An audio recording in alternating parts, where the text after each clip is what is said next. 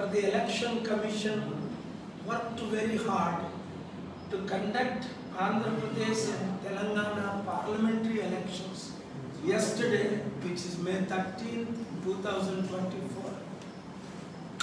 I was in constant touch with the Vijayanagaram collector and Visakhapatnam collector RO and Gajwaka RO, exposing the facts and the corruption that took place, which is beyond possibly their control, and presented the facts including videos as well as other documentary evidence. Nearly 130 polling booths of Visakhapatnam parliamentary election. People have carried telephones, taken pictures of who they cast their vote. For example, Pawan Kalyan, he took his wife and fans inside, and they took live while he was casting the vote. Wow!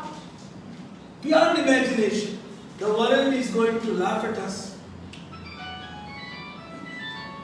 నిన్న దినాన్న మే 13, 2024 election commission చాలా కష్టపడి RO Mallikarjun గారు, ఇతర MLA constituency ROs election conduct చేశారు. వారి staff, teachers ఎంతో కష్టపడ్డారు. ఒక విధంగా చెప్పాలంటే విశాఖపట్నం పార్లమెంటరీ ఎలక్షన్ పీస్ఫుల్గా జరిగింది. 2-3 ఇన్సిడెంట్స్ తప్ప నేను వెళ్ళినాను. ఇప్పుడు జూన్ 4 వరకు కౌంటింగ్ ఉండదు. మే 13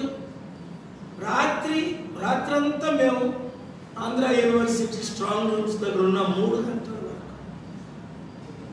ఆ బ్యాగుల్లోని చిన్న వెహికల్లోని ఈవీఎంలు సంతకెళ్తే చూసారా, బియ్యం, పప్పులు, దినుసులు కొనుక్కొని మోసుకెళ్తారు ఎట్లాగో, అలాగే ఈవీఎంలు మోసుకెళ్ళడం చూసి మరోసారి నేను చాలా షాక్ అయ్యాను. అక్కడున్న ఆర్ఓస్తో మాట్లాడండి, ఏంటి సార్ ఇది అని. చెప్పాలంటే చాలా ఇష్యూలు ఉన్నాయి. ఎందుకు సడన్గా ప్రెస్ మీట్ పెట్టానంటే ఈరోజు మేము కంప్లైంట్ చేశాను కనుక మీడియా ద్వారా ఈరోజు సత్యాలు బయటకు రావాలని 3-4 ఇంపార్టెంట్ ఇష్యూ. ఒకటి, ఎవరైనా ఇంటెన్షనల్గా కరప్షన్ చేశారు ఆర్ఓస్ అని నేనైతే ఇప్పుడు అక్యూజ్ చెయ్యను. ఎందుకంటే everyone is innocent until proven guilty. June 4 నేను మాట్లాడతా, చేయవలసినవి చేస్తా. అయితే కొన్ని విషయాలు మీతో అర్జెంటుగా చెప్పవలసినవి ఉన్నాయి. మురళీనగర్ 235 బూత్, 234, 236 ఈ బూతుల్లో కరప్షన్ జరుగుతుందంటే సడన్గా గాజువాక నుంచి 4 గంటలకు వచ్చాను. నేనే పర్సనల్గా నా టీంతో, నా ఏజెంట్స్ 4తో, అందులో మా బావగారు పెద్దరన్న యశ్పాదం గారు, జ్యోతి, మమత, మేమంతా లోపలికి వెళ్ళి అక్కడ పోలీస్ ఇన్ఛార్జ్ శ్రీకాంత్ మొట్టమొదట మమ్మల్ని ఆపింది ఓ 10-15 నిమిషాలు. ఎందుకు ఆపుతున్నామో, నేను టాప్ ఫ్లోర్కి ఎక్కాను.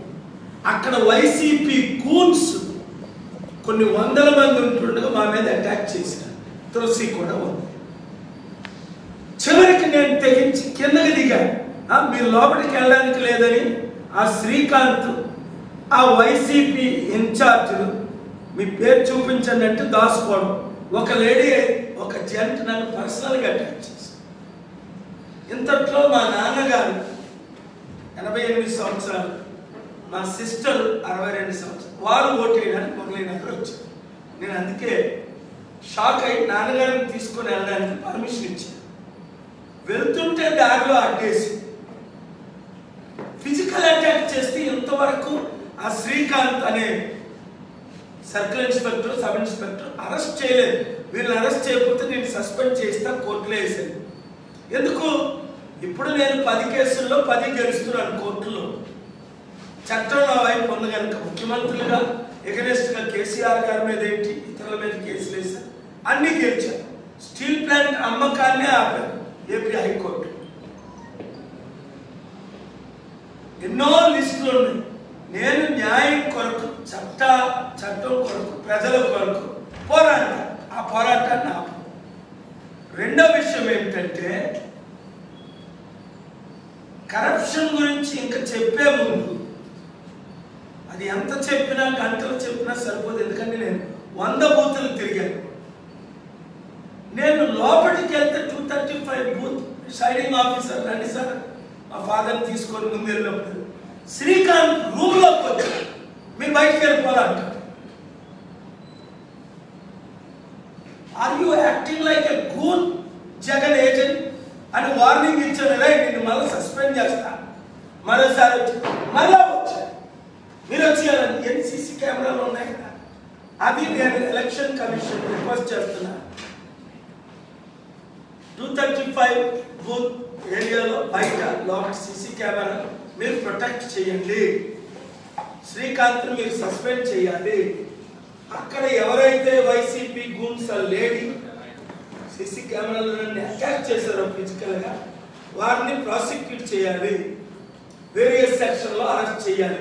ఇంతవరకు చేయనందుకు మీ మీద కేసు పెడతా. నేను ఇన్ రైటింగ్ ఇస్తున్నాను. 4 గంటలకి ఆర్ఓ గారు, విశాఖ ఎంపీ ఆర్ఓ గారు మల్లికార్జున, రాత్రి ఇతర ఆర్ఓస్తో మాట్లాడారు.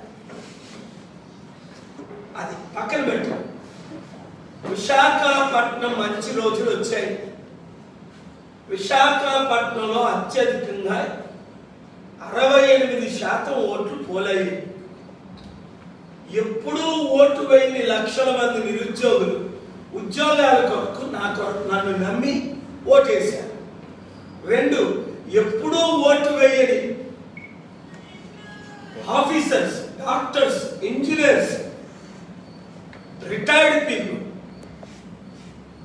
వారు బయటకు వచ్చి కొంతమంది 3-4 గంటలు, కొంతమంది 2-3 గంటలు వెయిట్ చేసి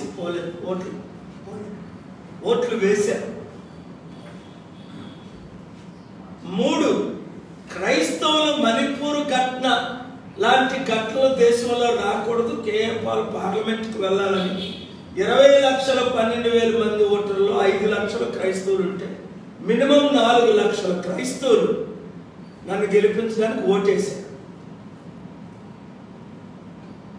అలాగే స్టీల్ ప్లాంట్ని తెలుగుదేశం, కాంగ్రెస్, బీజేపీ, వైసీపీ గంగవరం పోటీ జగన్ 60,000 కోట్లు 620 కోట్లకి అమ్మారు కనుక దీన్ని మీడియా ద్వారా, సోషల్ మీడియా ద్వారా గ్రూపుల్లో చేర్చి అద్భుతంగా 190% ప్రజలు విశాఖ 20 లక్షలు 18 లక్షల మందికి రీచ్ అయిపోయి స్టీల్ ప్లాంట్ అమ్మకాన్ని ఆపిన డాక్టర్ కేఏ పాల్ని రివార్డ్ చేయాలి అని స్టీల్ ప్లాంట్ కార్మికులు ఆదినారాయణ గారు, చైర్మన్ ద స్టీల్ ప్లాంట్ పోరాట కమిటీ, ఆ 45 సెకండ్ల వీడియో మీరు చూసుంటారు. 12 లక్షల మంది విశాఖలో ఇన్స్టాగ్రామ్లో దాదాపు 10 లక్షల మంది వాచ్ చేశారు. సగానికి సగం వాటర్స్. బడుగు బలహీన వర్గాలు, అరే మనం 52% ఉన్నాం బీసీలో, ఎప్పుడూ 6 కులాలే మనం వెళ్తున్నాం, కుల పాలన మనకు వద్దు, కుటుంబ పాలన మనకు వద్దు, వాళ్ళు ఓట్లు వేశారు. ఇప్పుడు పోలైంది 68-70% అంటే 14 లక్షలు 20 లక్షలు. నేను మీకు చెప్పింది అదే, అనేక సార్లు మీడియాలో చెప్పాను. చాలామంది 50 నుంచి 55% పోలవుతున్నారు. అది 11 లేదా 12 లక్షలు అనిపిస్తారు. ఆ ఎక్స్ట్రా 2 లక్షలు వ్యతిరేకంగా ఈ గవర్నమెంట్ పాడు చేసింది. 19 లక్షలు 13 లక్షల కోట్లు అప్పు చేశారు జగన్మోహన్ రెడ్డి గవర్నమెంట్, చంద్రబాబు. వ్యతిరేక ఓటు వచ్చింది. సో ఇవన్నీ చూస్తుంటే మినిమం బేస్ వేసుకున్న 14 లక్షలు దాదాపు పోలైతే 4 లక్షలు క్రిస్టియన్ ఓటర్స్, 2 లక్షలు 8 లక్షల్లో యూత్ జాబ్స్ కొరకు స్టీల్ ప్లాంట్ 1-2 lakhs మినిమం దాన్ని బెనిఫిట్ పొంది. ఇలాగా చూసుకుంటే ఇంకొక 2 lakhs బడుగు బలహీన వర్గాలు దాదాపు 9 నుంచి 10 లక్షల ఓట్లు మనకు పోలాయని మా ఇంటర్నల్ వీళ్ళు సర్వే. అయితే టీడీపీ అభ్యర్థి భరత్కి లాస్ట్ టైం 4 లక్షల ఓట్లు పడ్డాయి. ఇప్పుడైతే వారు బీజేపీతో కలిశారో ముస్లిం క్రిస్టియన్ ఓటు 30% పోయాయి. ఆ 4,35,000లో 33% మైనస్ చేస్తే 3 లక్షలు. నేను వచ్చినందుకు భరత్కి ఇంకా అరే పాల్ గారికి ఒక ఛాన్స్ ఇద్దాం, టీడీపీకి బీజేపీకి కాంగ్రెస్ వాళ్ళకి మనం వైసీపీకి ఛాన్స్ ఇచ్చాం కదా, ఒక ఇంకా 50,000 లక్ష మైనస్ ప్రాక్టికల్. సో ఇంకా బొత్స ఝాన్సీ వైసీపీ ఫ్యాన్ గురించి చూద్దాం. ఎంబీవీ సత్యనారాయణ గారికి 4,40,000 2019లో జగన్కు ఒక అవకాశం ఇద్దామని ఆ జగన్ వేవ్లో అన్ని ఓట్లు వచ్చాయి. ఇప్పుడు జగన్ వ్యతిరేక వేవ్లో ఓ 30% తీసేసిన దాదాపు 3 లక్షలు వైసీపీకి. బొత్స ఝాన్సీ అనే పేరు వినని వారు 90%. కనుక మరి ఇంకొక ఆవిడంటే ఎవరు తెలియదు, తెలిసిన వాళ్ళకి ఏంటంటే కోర్టు కేసులు, కొడుకుల అవినీతి, కుటుంబ అవినీతి, ఒకే కుటుంబంలో 5 ఎమ్మెల్యేలు ఎంపీలు బొత్స కుటుంబం, మా కుటుంబ పాలన రిజెక్ట్ చేసిన ఇంకో 50,000 1 lakhs బేస్ వీరికి ఒక 2.5 lakhs, వీరికి ఒక 2 lakhs ఇస్తే 4.5 lakhs. కాంగ్రెస్ కు 1-2%, 14 లేదు 28,000. ఇతర ఇండిపెండెంట్ చేసి 15,000. ఇలా 14 లక్షల్లో 2.5-3 భరత్కి ఇచ్చిన, 2.5 ఝాన్సీకి ఇచ్చిన, ఇతరులకు 50 ఇచ్చిన, 5 లక్షలు మైనస్ చేస్తే 9 లక్షల ఓట్లు క్లీన్గా ఉన్నాయి. పోనీ వాళ్ళకి ఇంకొక లక్ష ఇచ్చి భరత్ 2.5 3.5 4 ఇచ్చి, ఝాన్సీది 2 3 ఇచ్చిన 7, అందరికి 50 ఇస్తే 7.5, ఇంకా 6.5 lakhs ఉన్నాయి. మార్పు కోరిన వారు, అభివృద్ధి కావాలన్నవారు, మణిపూర్ ఘటన రాకూడదు అన్నది 5 లక్షల్లో కనీసం 4 లక్షలు క్రిస్టియన్స్, నిరుద్యోగులు మాకు ఉద్యోగాలు కావాలన్నవారు 2-3 లక్షలు, అభివృద్ధి కోరుకునేవారు ఎలా చూసుకున్నా తక్కువైతే 7 to 7.5 lakhs, manageable 10 lakhs votes మనకి నాకు కొండ గుర్తుకు పడినట్లు మా అంచనా. అయితే కోర్టులో నేను ఎందుకు వాదించాను? ఫస్ట్ ఫేజ్లో జరగవలసిన ఎలక్షన్ ఏపీ హైకోర్టులో అనేక సార్లు వాదించి 4th ఫేజ్లోకి ఎందుకు తీసుకెళ్లాను? ఈ ఎలక్షన్ కమిషన్ కూడా నాకే క్రెడిట్ ఇచ్చి లెటర్ ఇచ్చారు, మీరు ఆర్గ్యూ చేశారు, మేము 4th ఫేజ్లో ఎలక్షన్ పెడుతున్నాం, మరలా నేను 7th ఫేజ్లో పెట్టమంటే ఒక కండిషన్ ఒప్పుకున్నాడు, అసెంబ్లీకి మీకు కొండిస్తామని. గుర్తు మా ఫస్ట్ చాయిస్, ఎందుకంటే హెలికాప్టర్ తీసేసి కొండిచ్చారు కదా అని నేను ఆ కేసు కంటిన్యూ చేయలేదు. ఇప్పుడు కానీ ఈవీఎంలు తేడా వచ్చి స్ట్రాంగ్ రూమ్ లో రిప్లేస్మెంట్ అయినా మరలా నేను జూన్ 4th తర్వాత 5th నేనే పర్సనల్ గా కేసు వేసి ఎవిడెన్స్లన్నీ మేము కలెక్ట్ చేసి ఇంకా కలెక్ట్ చేయబోయి కేసు గెలుస్తాం. ఎందుకంటే స్టీల్ ప్లాంట్ అమ్ముతుంది మోదీ, జగన్, చంద్రబాబు కలిసి, కొంటుంది జగన్ మిత్రులు అదాని, చంద్రబాబు మిత్రులు అదాని, మోదీ మిత్రులు అదాని. దాన్నే అమ్మకుంటా ఆపాను అంటే అది దేవుడి కృప, మీ ప్రార్థన, మీడియా రిపోర్ట్. ప్రజలు నాతో ఉన్నారని నిన్న కంచరపాలెం లాస్ట్ బూత్కి వెళ్ళాం. ఆ వీడియో ఒకసారి వేయండి ప్లీజ్. అంటే జనాలు చూడడానికి ఏంటి, 1000 రూపాయలు ఇచ్చినా 10,000 ఇచ్చినా అలాంటి అభిమానులు ఓట్లకు వస్తారు. 1 రూపాయి మేము పంచలేదని అందరికీ తెలుసు, వాళ్ళు 1000 రూపాయల ఓటుకు పంచారు అని అందరికీ తెలుసు, ఆడవాళ్ళకే తెలుసు. ఎందుకు సీజ్ చేసింది 100 కోట్లు ఆడవాళ్ళే, పోలీసులే, గవర్నమెంట్లే. 300 కోట్లు సీజ్ చేశారంటే 1% 30,000 కోట్లు ఖర్చు అయిందని. నా అంచనా ప్రకారం ఇప్పుడు 30,000 కోట్లు ఖర్చు అయింది. లాస్ట్ 1 year 300 కోట్లు ఖర్చు అయింది. 3 లక్షల కోట్లు. ఎందుకంటే ఇదే చివరి ఎలక్షన్. వైసీపీ గెలిస్తే ఇంక టీడీపీ ఉండదు, టీడీపీ గెలిస్తే ఇంక వైసీపీ ఉండదని తెలుసు. ఎందుకంటే చంద్రబాబు నాయుడు జగన్ జైల్లో పెట్టిస్తాడు, జగన్ చంద్రబాబు నాయుడు జైల్లో పెట్టిస్తాడు. ఎవరు ఓడిపోతే వాళ్ళు. తమిళనాడులో జయలలిత ఓడిపోయినప్పుడు కరుణానిధిని జైలుకు పంపించారు. అదే పిల్లతో, అదే ఫ్లోర్లో, అదే రూమ్లో. కరుణానిధి ఓడిపోయినప్పుడు జయలలితను పంపించేవారు. అలాంటి పనికిమాలిన రాజకీయాలు ఆంధ్రప్రదేశ్ తెలంగాణకు వచ్చాయి. నాకైతే చంద్రబాబు నాయుడు గారు సీఎం అయినా, జగన్మోహన్ రెడ్డి గారు సీఎం అయినా నాకు శత్రువులు కారు. ఒక విధంగా శిష్యులే, ఒక విధంగా మిత్రులే. ఎందుకంటే జగన్మోహన్ రెడ్డి గారు తండ్రి గారు, తల్లి గారు, తాత గారు. సో నేను ఎవరికైనా అభివృద్ధి చేయడానికి డబ్బులు తీసుకొస్తాను. గెలిచాను అనే ధైర్యంతో ఈరోజే నేను విశాఖ అభివృద్ధి కొరకు ప్లాన్స్ చేసుకున్నాను. రేపటి నుంచి నేను ఎక్కడ ఉండాలి, ఎలా ఉండాలి, ఏం చెయ్యాలి అన్నది అభివృద్ధి. ఎందుకంటే 100 రోజుల్లో అభివృద్ధి చేసి చూపిస్తాను. స్టార్ట్ చేసి ఉద్యోగాలు, ఉచిత విద్య, ఉచిత వైద్యం, ఈ 3. నా బర్త్డే సెప్టెంబర్ 25 లోపునే మీరు షాక్ అవుతారు. ఒకవేళ డౌట్ చేయట్లేదు, మల్లికార్జునరావు డాక్టర్ మల్లికార్జున గారు ఆర్ఓ గారిని కలుస్తున్నా, మాట్లాడాను. అలాగే గాజువాక్ ఆర్ఓ గారితో మాట్లాడాను, కలిసాం. ఈవీఎంలు రిప్లేస్ అవ్వకుండా, ఏంటంటే అనేక రుజువులు అనేక ప్లేస్లో ఈవీఎంలు రిప్లేస్ అయినాయి. స్పష్టంగా అందరికీ తెలిసిన సత్యమే. చంద్రబాబు నాయుడు గారు కేసులు వేశారు, కాంగ్రెస్ వాళ్ళు కేసులు వేశారు, 18 పార్టీలు కేసులు వేశారు. ఇది కొత్త విషయం కాదు. నేను కేసు వేసి ఎలక్షన్ పోస్ట్ పోన్ చేయించిందే. ఈవీఎంలు 4,000 మిస్ అయిపోయాయి రుజువులతో.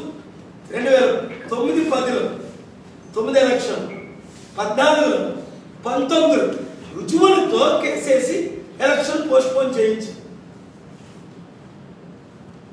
అసలు ఈవీఎంలు ట్యాంపర్ అయ్యాయా దాని గురించి మాట్లాడతాను. అయితే ఎలా అయ్యాయి? మా బావగారు ఎస్ పాలన్ గారు, ఇంటర్నేషనల్ డైరెక్టర్ ప్రజాశాంతి పార్టీ, నా తరపున ఏజెంట్ ఎస్కోట్కి వెళ్ళారు. 108 దేశాల్లో ప్రెసిడెంట్, ప్రైమ్ మినిస్టర్ శాంతి సభలు చేసిన ఇక్కడే కూర్చో. వెంటనే మాకు ఏ బూత్ అండి అది? S Kota junior college, booth number 27-28. 27-28. వెంటనే నేను ఆర్ఓ గారికి, చాలా హార్డ్ వర్కింగ్ చేస్తున్నాను, I really thank RO Mallikarjuna గారు. వెంటనే వారు కలెక్టర్కి, విజయనగరంకి ఇన్ఫర్మేషన్ ఇస్తారు. వెంటనే నాకు టెక్స్ట్ పెట్టారు. వెంటనే నేను కలెక్టర్ గారు విజయనగరంకి ఇన్ఫర్మేషన్ ఇస్తాను. వెంటనే వారు యాక్షన్ తీసుకొని రెక్టిఫై చేయమని వారు నాకు రెస్పాండ్ అయ్యారు టెక్స్ట్ ద్వారా. నిమిషాలు అంటే వారు పని చేస్తున్నారు. అన్నీ అది కంట్రోల్ చేయలేదు కదా. భూములు ధూమ్లు ప్రొడ్యూస్ చేసి, గంజాయిలు ప్రొడ్యూస్ చేసి 25,000 kg డ్రగ్స్ తీసుకొచ్చి అమ్మడం ఈజీ ఒక సీఎం అనుకుంటే. ఎవరైనా ఏ సీఎం అయినా, ఏ పిఎం అయినా అవినీతిని కంట్రోల్ చేయడం అంత ఈజీ కాదు. ఒక ఆర్ఓ కానీ, ఒక పోలీస్ కానీ.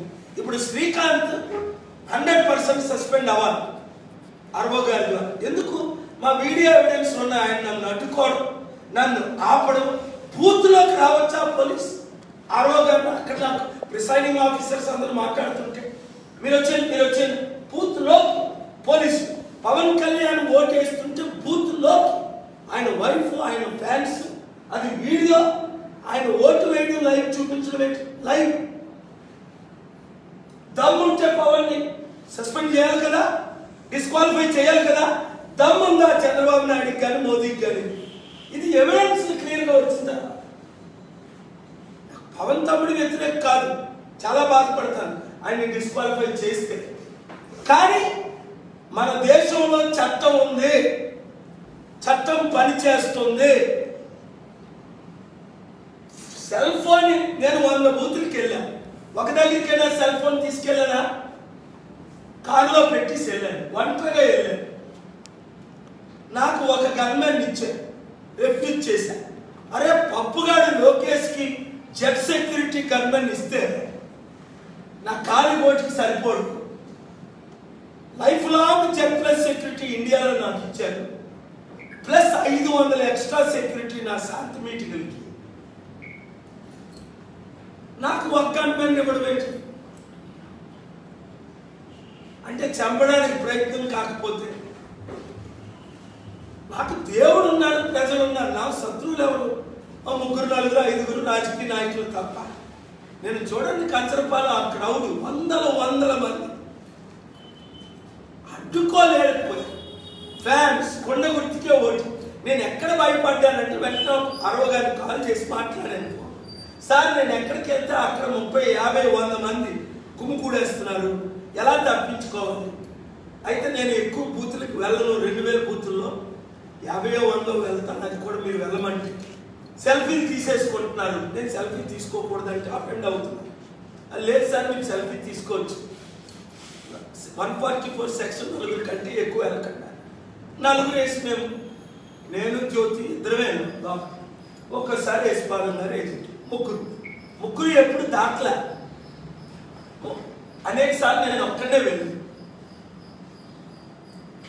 సెల్ఫీ, కొండ గుర్తుకే ఓట్లు, షౌటింగ్ బూత్ బయట. అరే మీరు గుర్తుల గురించి మాట్లాడకూడదు ఇప్పుడు అని నేను కంట్రోల్ చేయి. ఒక్కొక్క దగ్గర అయితే 500 మంది నిలబడితే 500 మందిలో 400 మంది షౌటింగ్, హ్యాండ్ షేక్స్. సార్ కొండ గుర్తుకే, కొండ కొండ కొండ. నేను కంట్రోల్ చేయలేను కదా. అది ఆర్ఓ గారు గ్రౌండ్ లెవెల్ కరప్షన్ కంట్రోల్ చేయలేనప్పుడు నేను 400, 500 మంది మౌతులు ఎలా కంట్రోల్ చేయగలను? నా దగ్గరికి రావద్దని ఎలా చెప్పగలను? నేను సెల్ఫీ తీసుకోవద్దని ఎలా చెప్పగలను? అప్పటికి ఓటర్స్ అఫెండ్ అయితే అయ్యారని 3, 4, 5 సెల్ఫీలు తీసుకొని వచ్చేసాను. అది కూడా అది ఫోర్స్ఫుల్గా తీసుకున్నాను. ఇవి మీడియా మిత్రులకు తెలియాలి, ఈరోజే తెలియాలి. ఒకటి, ఎస్కోట్ బూతుల్లో కరప్షన్, మురళీనగర్ బూత్లో కరప్షన్ క్లియర్గా దొరికింది. ఎవిడెన్స్ వారికి పెట్టింది మీ ముందు పెడుతున్నాను, విత్ నేమ్స్, వీడియోస్ మీకు పెట్టామని. గ్రూప్ రాలేదు అంటే మరోసారి తీసుకోండి. రెండోది చాలా ఇంపార్టెంట్,